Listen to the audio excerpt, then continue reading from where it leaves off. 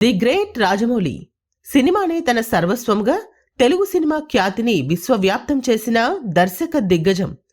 Cinema తీయడం వరకే కాదు, సినిమాని ప్రమోట్ చేయడంలో కూడా తనే తోపు అని మరోసారి నిరూపించాడు. గత కొద్ది రోజులుగా ఎక్కడ చూసినా గ్లోబల్ ట్రోటర్ ట్యాగ్ విపరీతంగా వైరల్ అవుతున్న సంగతి తెలిసిందే. అయితే సూపర్ స్టార్ మహేష్ బాబు, రాజమౌళి కాంబోలో తెరకెక్కుతున్న మోస్ట్ అవైటెడ్ ప్రాజెక్ట్ SSMB 29. ఈ క్రమంలో సినిమా సాంగ్స్ కంపోజ్ చేస్తున్న శంకర్ మాస్టర్ ఓ ఇంటర్వ్యూలో ఈ సినిమా గురించి చేసిన వ్యాఖ్యలు సోషల్ మీడియాలో తెగ వైరల్గా మారాయి.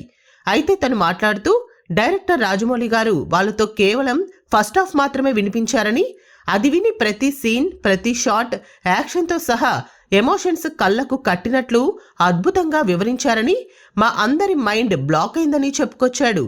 సినిమా ఎక్కడికో వెళ్ళిపోయిందని, అంత అద్భుతంగా ఉందని, 10 గంటలకు మేము స్టోరీ సిట్టింగ్లో కూర్చుంటే మధ్యాహ్నం 2 గంటలైందని, కేవలం ఫస్ట్ హాఫ్ని చెప్పడానికే ఆయన ఇంత సమయం తీసుకున్నాడు. అప్పటికే తను అలిసిపోయాడని చెప్పుకొచ్చాడు. సెకండ్ హాఫ్ తర్వాత వింటాంలేండి సార్, మీరు రెస్ట్ తీసుకోండి అని మేమే చెప్పాం. బాహుబలి లాంటి సినిమాకు మళ్ళీ జీవితంలో ఒక్కసారైనా పనిచేస్తే చాలని అనుకున్నా. కానీ ఈ స్టోరీ బాహుబలి, RRR సినిమాలకు మించి ఉంటుంది.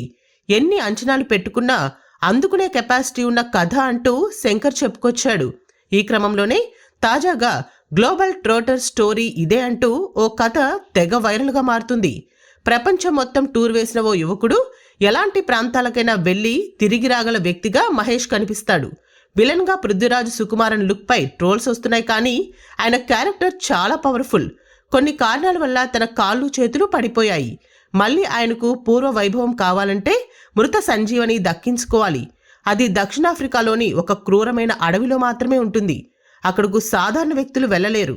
అలాంటి ప్రాంతాన్ని ప్రపంచం మొత్తం చుట్టేసిన మహేష్ మాత్రమే చుట్టి రాగలరని అతన్ని వెతికి పట్టుకొని తీసుకొస్తాడు కుంభ.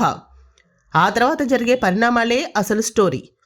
అనుకున్నది అనుకున్నట్లు వస్తే మాత్రం సినిమా హాలీవుడ్కు స్ట్రాంగ్ పోటీ ఇస్తుందంటంలో ఎలాంటి సందేహం లేదు. మరి సినిమా ఎలాంటి రిజల్ట్ అందుకుంటుందో వేచి చూడాల్సిందే.